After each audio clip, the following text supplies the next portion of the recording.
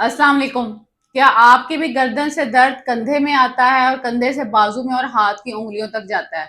और इस दर्द की वजह से क्या होता है कि आपके हाथों में वीकनेस और हाथ और बाजू सुन्न होते हैं, तो इस कंडीशन को हम सर्वाइकल रेडिकुलोपैथी कहते हैं।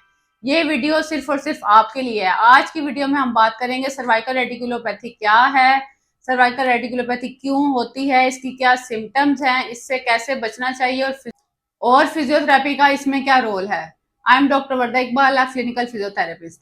सबसे पहला सवाल यह है, what is cervical radiculopathy. Simple words में मैं आपको बताती हूँ। हमारे गर्दन में 7 सर्वाइकल वर्टिब्रा होते हैं। इन वर्टिब्रा में डिस्क और इसमें से नर्व्स निकल रही होती हैं। हमारे सर्वाइकल स्पाइन में डिस्टर्बेंस की वजह से डिस्क भी प्रेशर में आ जाती है और नर्व रूट्स इरिटेशन करती हैं। जब नर्व रूट्स इरिटेट करती हैं तो बाजू में जहां तक भी नर्व्स जा रही हैं वहां पे वो पेन और नमनेस की कंडीशन लाती हैं, जिसको हम सर्वाइकल रेडिकुलोपैथी कहते हैं।